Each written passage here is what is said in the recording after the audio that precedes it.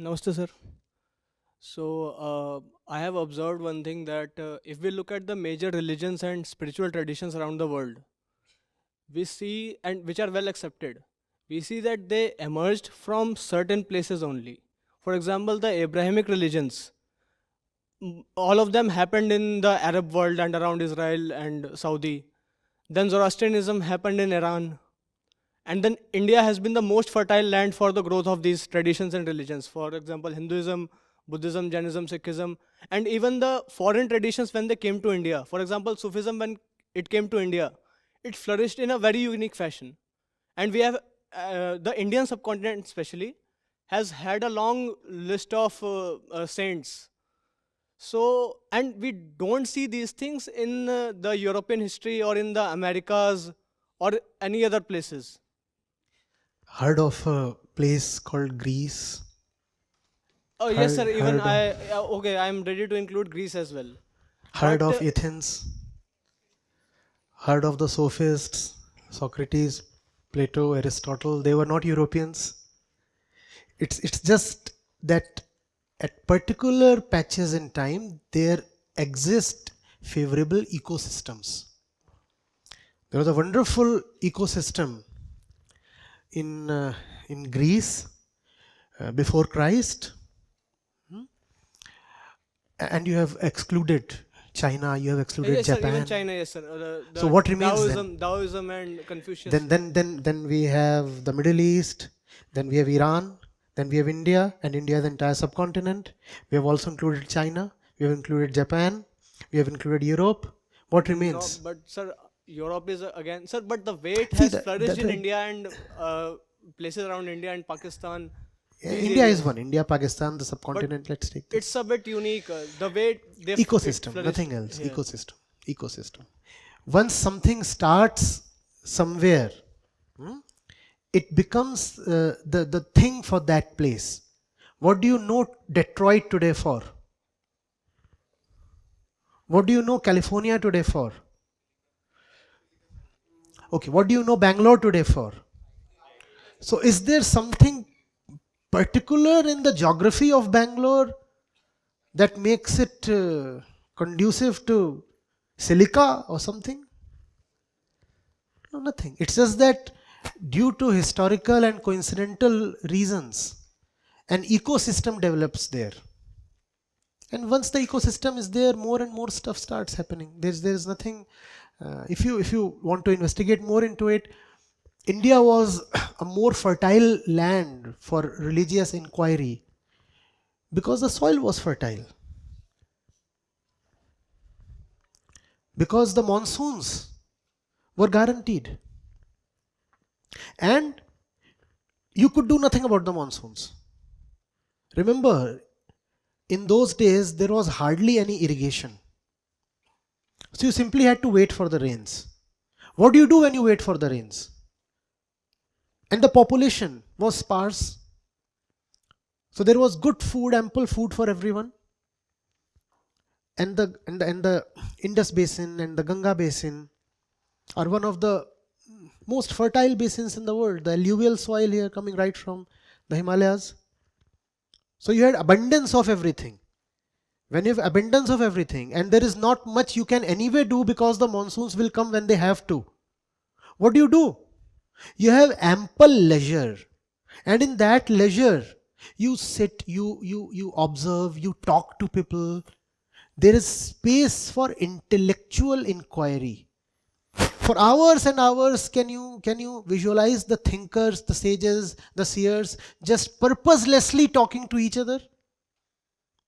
And from that purposeless discussion, from silent observation of life for hours, days, months, years, come those insights that you today take as Indian philosophy. You cannot have philosophical development if you are running behind your ambitions, and if you have a tied up day and you very well know that 8 a.m. you have to do this, and then 6 a.m. this, and 8 that kind of clockwork will never allow any kind of internal leisure. And if that internal leisure is not there, no insight, no wisdom can develop. You all must remember this, Give yourself space, freedom, opportunities to take stock. You understand what is meant by taking stock? Just stop. Stop for long durations, at least for a few hours, and recollect what's going on. Am I just running? What's going on? And this period of taking stock can extend to months, if possible for you. In fact, in my own growth, the breaks that I used to get from school and later on from IIT were very important. Most of my initial poetry was composed in breaks, and the breaks were significant. The entire December used to be free, and then May, June, July, and that used to provide an ample space in which one could just be himself. So that's what it is. Ecosystems are very important. That's the reason universities are very important. So as you said that because ecosystem was favorable in India, but in the Arab world, the survival conditions were very brutal. They were very tough. So how did Prophet Ibrahim or Prophet Muhammad or Christ managed to be to awaken their consciousness? Same thing can happen when the ecosystem is very unfavorable. You very well know that nothing will happen, however hard you try.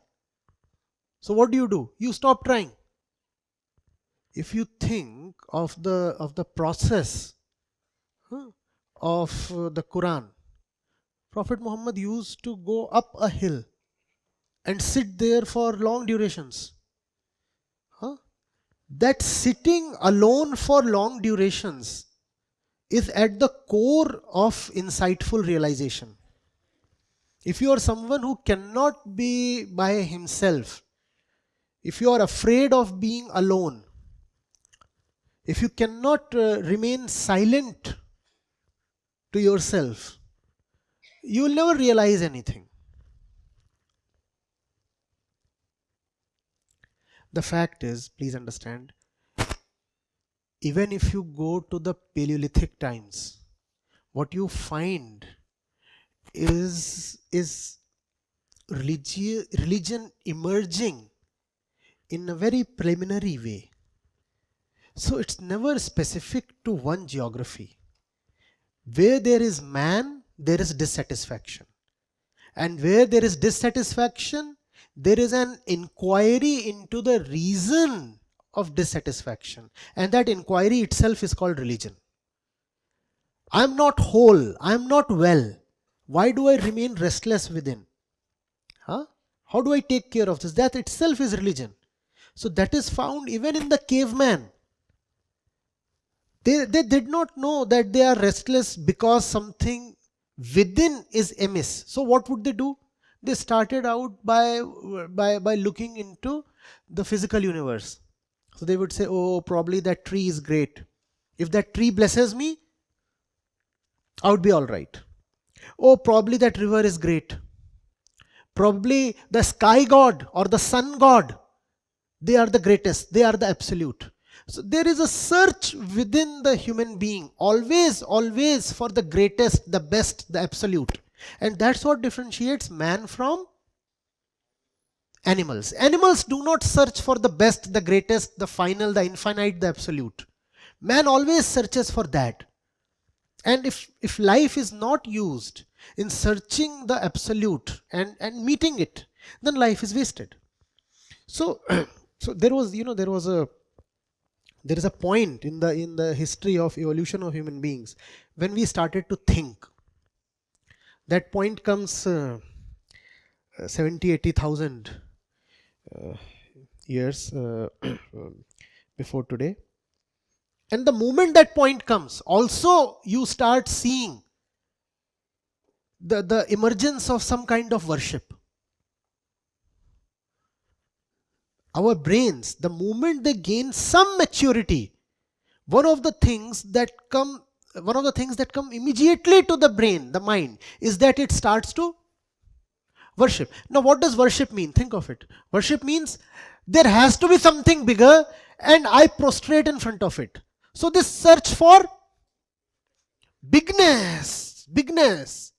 That bigness is your destiny. That's what Vedanta calls as Atma. Huh? And it's not a doctrine, it's not a dogma. It's contained within you. Even if you deny Vedanta, that restlessness will remain. So Vedanta is not a concept or a principle. It is just expressing what is already within you, irrespective of whether you believe in Vedanta or not. That's why I said that there is no need to believe. It is. What is need not be believed in. It can be known. There is no need to believe.